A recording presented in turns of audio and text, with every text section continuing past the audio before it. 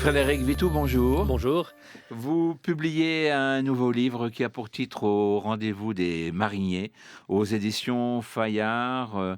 Je vous présente en deux mots. Vous êtes essayiste, romancier, académicien français. Vous appartenez à cette vénérable institution, l'Académie française. Vous avez publié un grand nombre de livres et vous vivez dans l'île Saint-Louis. Et ça n'est pas pour rien, d'une certaine façon, que vous publiez ce livre Au rendez-vous des mariniers, parce que le rendez-vous des mariniers n'existe plus, c'est un restaurant, mais ça n'est pas très loin de la maison où vous habitez. Et alors cette maison, d'ailleurs, on pourrait dire, elle a une histoire, parce que le rendez-vous des mariniers est situé quai d'Anjou, vous habitez quai d'Anjou, mais vous ne faites pas partie des nouveaux riches, mon cher Frédéric Vitou. C'est une maison familiale, un appartement familial. Vous avez cette chance de vivre en plein Paris, sur une île, et depuis très longtemps.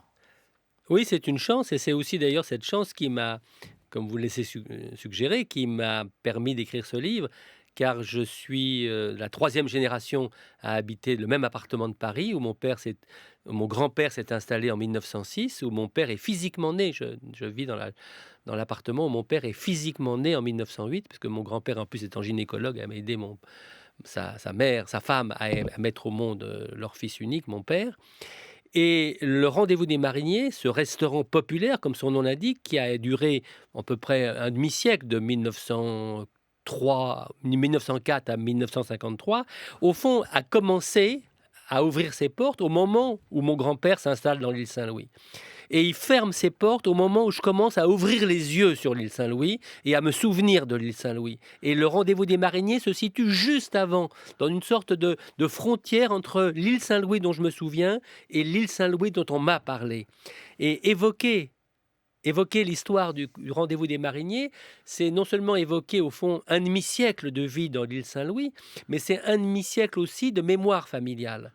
Par ailleurs, ce restaurant, c'est passionnant de raconter l'histoire d'un restaurant comme au Alors on va Rendez-vous des revenir mariniers. sur ce qui a pu se passer au rendez-vous des mariniers, parce que, bon, il y a quelques lieux fameux à Paris, le Crillon, le Ritz, au Palais Royal, il y a aussi des restaurants particulièrement Oui, anciens, le Grand hein, Véfour, on peut il tout ce y qu'on a veut, oui. le Procope, Oui, oui.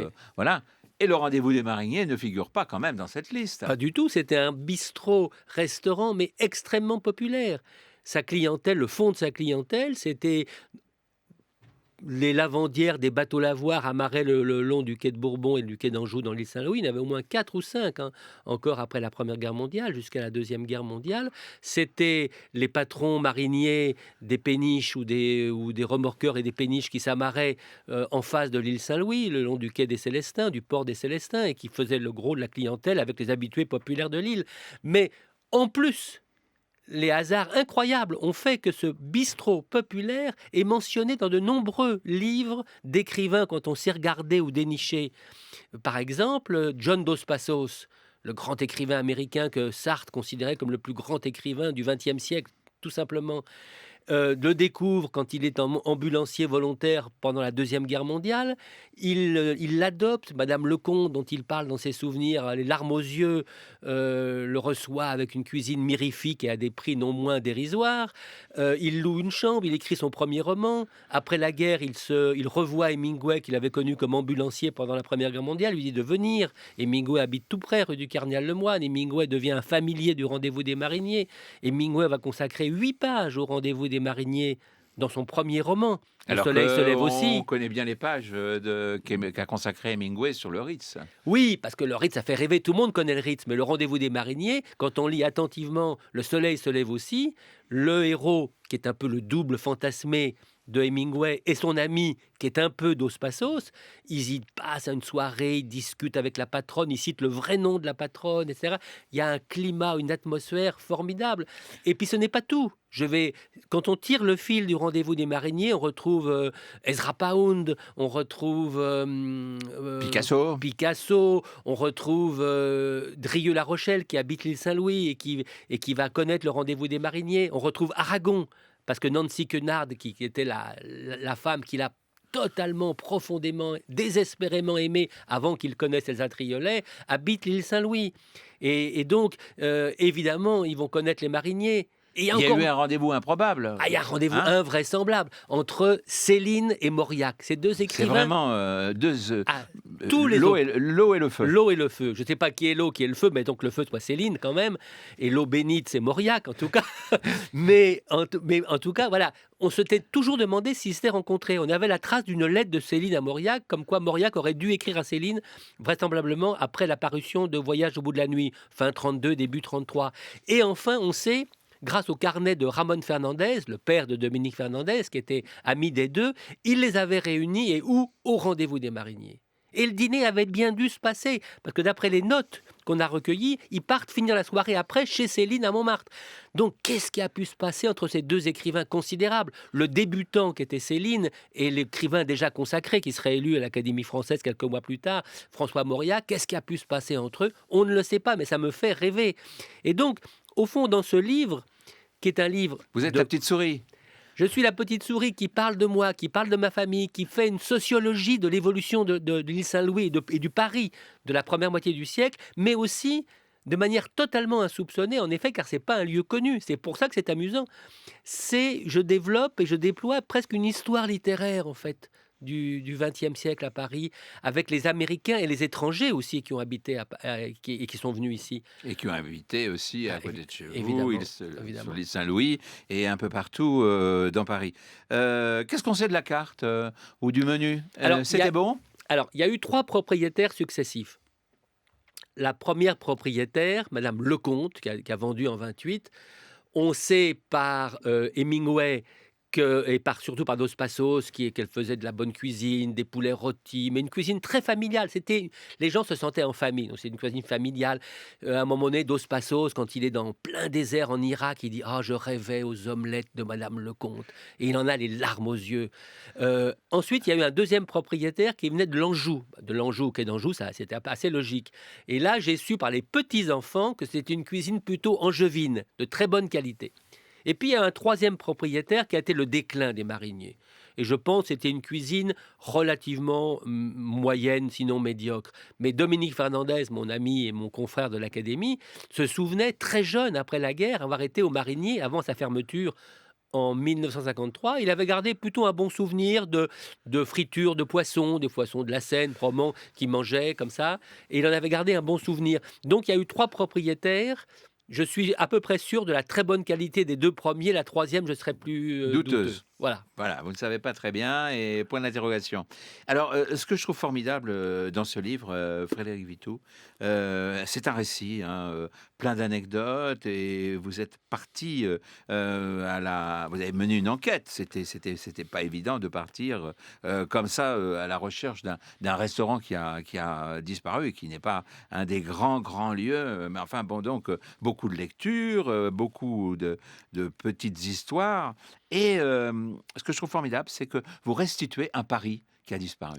Oui, c'est souvent ce qui m'a plu.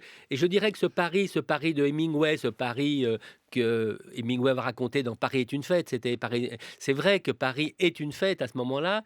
C'est aussi, et j'ai pas cité ce nom et je m'en veux, et je vais rattraper cela, c'est aussi le Paris un peu de l'époque de Simenon. Et Simenon, d'ailleurs, apparaît dans le livre assez longuement parce que Simenon, euh, virtuellement, c'est un décor de Simenon. Simenon invente ses adresses. Donc, il n'y a pas de référence explicite, littérale au rendez-vous des mariniers. Mais Simenon, on a une photo de Simenon que je publie dans le livre où il amarre son bateau. Pendant 3 ans, il a vécu sur un bateau. Il a fait toute la Seine, la Marne, les canaux. Au moment où il invente le personnage de Maigret dans les années 1929-1931. Que n'a pas fait Simon. Et Simenon, donc pendant 2 ans, 2 ans et demi, c'est même Maigret a été inventé sur un bateau, dans un canal en Hollande, je crois. Et là, il amarre son bateau en contrebas du rendez-vous des mariniers pour faire une fête sur son bateau pour lancer un de ses personnages récurrents, qui n'était pas Maigret. Et donc, voilà, c'est le Paris aussi de Simenon. C'est ce Paris populaire, ce Paris qui illustre aussi un peu les photos d'avant-guerre, peut-être de Douaneau, de Cartier-Bresson peut-être aussi. Cette atmosphère chaleureuse, vivante, Oui, d'un Paris, qui était un Paris Bah, encore chaleureux, innocent, encore c'était généreux. avant généreux. C'est un peu le Paris du Front populaire. Le Front populaire appartient à l'île Saint-Louis, n'oubliez pas, parce que Léon Blum habite l'île Saint-Louis. Et son ministre Yvan Delbos habite l'île Saint-Louis. Donc le Front populaire, c'est une affaire de l'île Saint-Louis au départ. Et le rendez-vous des mariniers, à l'époque, fête Mais il ce y a tout Front le monde, puisque populaire. vous disiez qu'il y a aussi, Drieux-La Rochelle, Et donc Drieux, il y Drieux, a voilà. Et tout le monde est Drieux, tout le représenté. monde est représenté. Drieux, avant son engagement politique, disons, para-fasciste, si je puis dire, il habite l'île Saint-Louis, bien sûr, mais il voit l'île Saint-Louis comme un lieu à l'écart, un lieu un peu de décomposition. Et c'est très curieux. Et du coup, dans le grand, énorme roman de l'Aragon, qui est Aurélien, et Aurélien est le double de Drieux, et d'ailleurs, Aragon l'a reconnu, Aurélien, il y a 10, 12 références aux mariniers dans le roman de Aragon. Frédéric Vitoux, c'est l'histoire de la France, C'est l'histoire, ce livre, finalement? c'est toujours la même chose. C'est l'histoire d'un petit restaurant populaire, dans un quai, dans une île, dans Paris, dans la France. Et comme toujours, quand on touche le particulier, on touche sinon l'universel, du moins tout le pays entier. Qu'est devenue, l'adresse? Qu'est-ce qu'il y a aujourd'hui, Plus Ah, rien, plus rien, plus il n'y rien. a même pas Non. je ne sais pas, un couturier qui s'est Non, installé non, là? Parce non, qu'on en a le beaucoup à restaurant est Paris, devenu mais un appartement. ah oui? Il y a simplement au-dessus de la porte d'entrée une plaque qui rappelle que dans cet appartement, dans cette maison, au début du XVIIe siècle, a vécu l'un des 40 premiers académiciens. Et qui était? Qui est peu connu, qui s'appelle Marin Leroy, sieur de Gomberville, qui avait écrit des grands romans dans le style de l'Astrée et qui était un des 40 premiers fondateurs de l'Académie française et qui habitait dans cet Mais appartement, la dans cette plaque, maison. le rendez-vous des mariniers, n'est Et plus le là? rendez-vous des mariniers, c'est fini. Le rendez-vous des mariniers, c'est un livre. J'espère que c'est déjà pas Ben mal. voilà, ben vous l'évoquez parfaitement bien dans ce livre et je ne peux dire qu'une seule chose. Enfin, je ne peux inciter que ceux qui nous regardent et ceux qui nous écoutent, eh bien, à se rendre à Paris, l'île Saint-Louis, faire une petite balade dans l'île Saint-Louis parce que c'est toujours formidable. Hein, l'île Saint-Louis, c'est vraiment un, un quartier tellement particulier de Paris. Et puis, bah, de passer devant le numéro 33, 33, voilà, hein, exactement. en regardant avec un peu d'émotion et de se dire que un grand nombre de gens de personnalités ont été là, se sont retrouvés, rencontrés et ont aussi inventé ce qui fait notre mémoire d'aujourd'hui. Hein. Vous parliez de Dos Passos, vous avez parlé de Bloom, vous parlez de Simon, de Picasso, enfin Hemingway et tant d'autres. Hemingway et tant d'autres. Merci beaucoup Frédéric Vitoux pour ce livre, Au rendez-vous des mariniers, donc publié aux éditions Fayard. Merci. Merci à vous.